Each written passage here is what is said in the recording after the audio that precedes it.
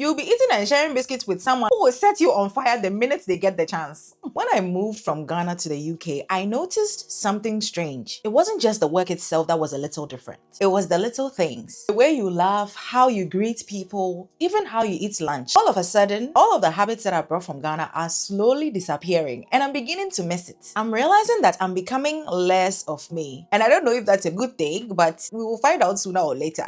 In this video, I'm going to share with you all the random Ghanaian habits I've completely lost since I moved to the UK and how it has secretly changed the way I feel about work. The list is long, and the last few ones, they will shock you as much as they shocked me when I realized it. So if you click away now, you're going to miss it too. They made me actually say, what kind of life is this? If you're new here, hi, my name is Yvonne, and on this channel, I share my personal experiences, career, and personal finance tips to make your life as an immigrant easier. So please don't forget to subscribe, like this video, and share with someone who needs to hear the story that I'm about to spill. For now, let's get started. You know, one of the biggest things I miss about working in Ghana is the sense of community. When I was back home, some of my colleagues didn't just feel like co-workers. They felt like family. I remember right before I came here, during lunch, we would go and buy wache and share with each other. You actually feel offended when you find out someone went out to buy food without you. And people check in on each other. It's not just small talk. It feels like the person has genuine interest in your life. Now, in the UK, work relationships can be friendly, but if you don't know and you interpret it as friendship, my sister, when the time is right, they will throw you so far under the bus you wouldn't even know what hit you. You have to mentally register that we are friendly, but we are not friends. Keep it professional and keep it pushing. The focus here is more on tasks, meetings, and emails. But back home, the vibe was we are in this together, both at work and in life. In this country, you are on your own. I have made some friends at work, but this was mainly because we have the same interests and our skin colors are pretty much the same. So we are like, I see you, you see me, okay. In Ghana, there is a collectivism culture. That means the emphasis is more on belonging, group identity, and shared experiences. And this helps because the work itself is hard. So when everyone is invested in each other, it reduces some of the stress and boosts morale, right?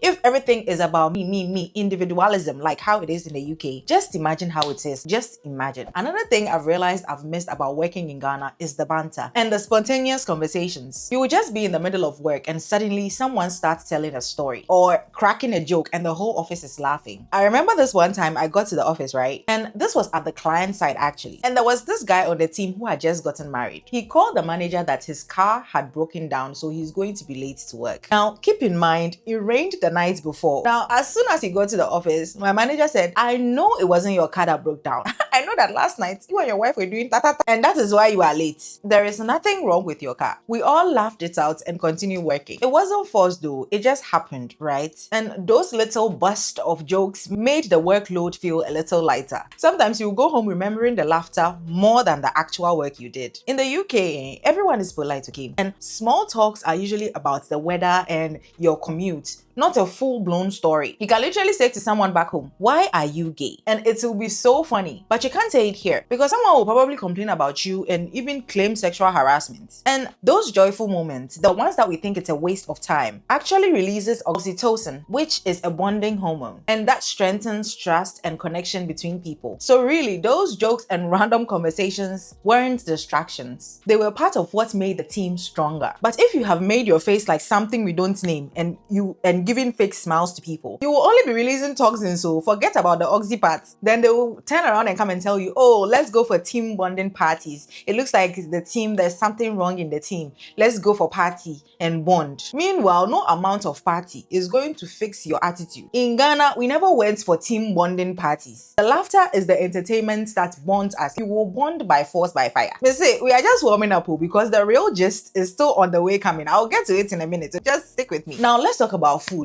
Because if you've worked in Ghana before, you know that lunch is serious business. Bro, people will go out to go and eat fufu in the middle of a work day. Hey, I remember there was this client in Osu. He would literally put us in his car and take us to different fufu joints. We will sit and order as much as we want, eat and go back to the office. There is also this kenke and pork joints that was close to the office. I'm salivating right now that I'm thinking about it. We will go and buy all those things, or the kenke and the pork, come and sit down and download them. Before you know I'm download them. Lunch was about proper hearty meals. When I came to this place, My flabber was gusted when I saw that when they say lunch, it's just a sandwich. What are we even talking about? Throw the whole lunch idea away, because what is this? Bread that we eat in the morning with tea. You people are eating it with crisps in the afternoon from Tesco. Hey, American joints, I have missed you. Why? I was so confused though, but after a while, I realized that eating heavy foods in the afternoon, in the middle of a workday, could actually make you slow and sleepy. I was never slow and sleepy in the offices in Ghana when I was eating my fufu in the afternoon. But I noticed that if I take a lot of rice to the office and I eat it in the afternoon, I will feel sleepy here. Also, before you judge me, I've never taken fufu to the office before, but some people do, and who am I to judge? I can't blame them. The vibe here is different. How do you even say, oh, come and let's share my sandwich? You see, it doesn't hit the same as sharing kinky or sharing wachi. When people eat together, and especially when they share, it strengthens their social bond. It tells your brain, this person is safe. This person is part of my group. By the way, if you are enjoying this so far and you're not subscribed yet, I will highly recommend that you fix that by clicking the subscribe button. Please, I beg. It has come to begging. I have seen that most of you watch my videos and engage, but you are not subscribed. I recently talked to a friend, and my next video is going to be about a friend who got double promotion in a year. She is just like me, and we came here together, and it looks like she found a way to beat the system more than I have. When I was talking to her, she really dropped some gems that I didn't even think of. But it looks like for her, she's far ahead in this game. For us, we are just getting started. We are just warming up. So please subscribe and hit the notification bell so when I drop the video, you will not miss the gist. Because I promise you will be nodding and laughing along with that one as well. Now let's get back to business. Okay, another thing I really miss about working in Ghana is the warmth and the ability to be expressive. When you walk into the office in the morning, you don't just slide straight into your emails. You greet people, you just about 1 or 2 shows that you are watching. It could be Big Brother Naija, whatever. Or sometimes it might be just a good morning, how was your night sort of thing. But it still sets the tone for the day. You feel seen, you feel connected. In the UK, things are a little different. People are polite, yes, but it's often a quick hi. Sometimes I find myself just nodding instead of saying good morning and then rushing to my desk. It's work first over here, then maybe small talk later. It's efficient, but it can also feel a little distant. And a friend of mine came to the UK 2 weeks ago, right? He called me all of a sudden and said, Yvonne, that's what them they do for here. I was like, what happened? And he said, this place, they don't talk. It's just good morning, that's it. I told him that, oh, he shouldn't worry, it's because he's new. With time, they will warm up to him. But really, it depends. And the funny thing is, all your A's are stuck in your stomach. It's only when I'm talking to my Ghanaian colleagues that I'll be able to say A, O. So I'm always going to them. So at least I use them as an outlet to say my A and my O's. Because back home, yes, it could get chaotic at times. But at least you could say A, O, hi, bo. I'm lying. That's a South African thing.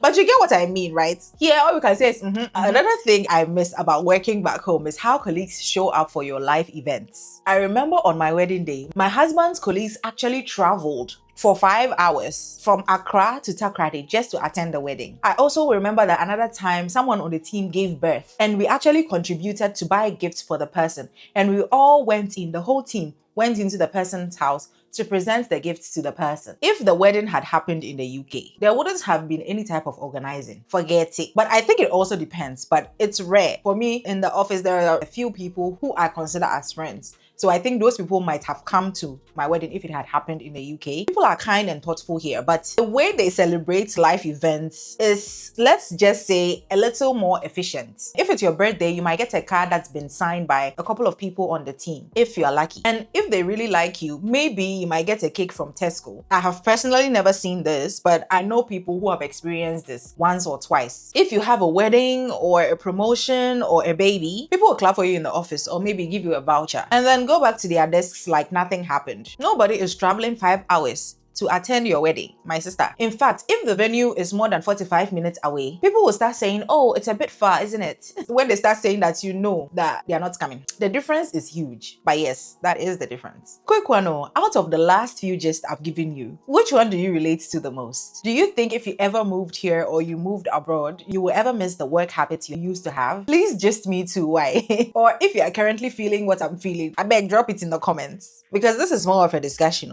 I want to hear from you too. And remember, I still have some wild stories coming up. It's even making me laugh as I'm thinking about it. Something else I miss about working back home is the flexibility. Back home, a lot of things move on relationship and trust, of course. You send an email and it's done. But here, In the UK, everything has a process, and then another process to confirm the first process. You can't even sneeze without filling out a form. Tell me why, if my team member goes on sick leave for 1 day, I have to fill in a whole return to work form explaining why he was off. He was off sick. What else do you want me to say? Am I a doctor? Even meetings, oh my days. You can't just have a chat. No. You need a pre-meeting to plan the agenda, then have the meeting itself, then follow-up meeting to discuss the action points of the meeting that you just had. By the time you finish, the problem has already solved itself. And I promise you, half my life in the UK is spent on saying, can everyone see my screen? It wasn't perfect back home, but at least you didn't need 3 signatures and an Outlook invite just to drink water with someone at 2 p.m. Oh, the thing is frustrating me, you don't understand. Another thing is knowing when someone doesn't like you. There is no mystery about it. Sometimes they don't even wait till after the meeting. They will give you the dirty looks in front of everyone. You will walk into the room and hear someone say, this one has come again. At least back home with people, you know where you stand. No confusion. If someone doesn't like you, you can literally see it in their eyes from across the other side of the office. But here in this country, this place that we are all in, it is a whole different game.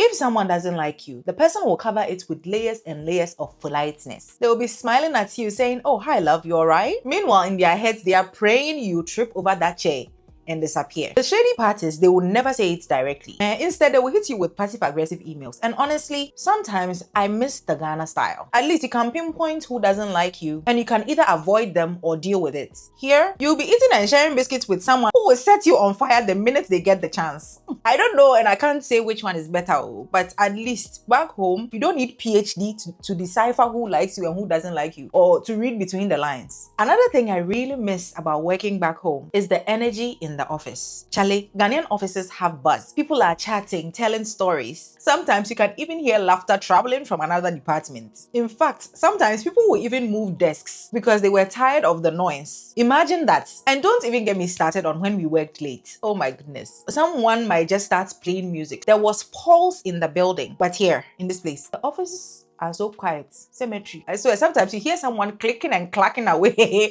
on their keyboard and you think to yourself, what is the problem?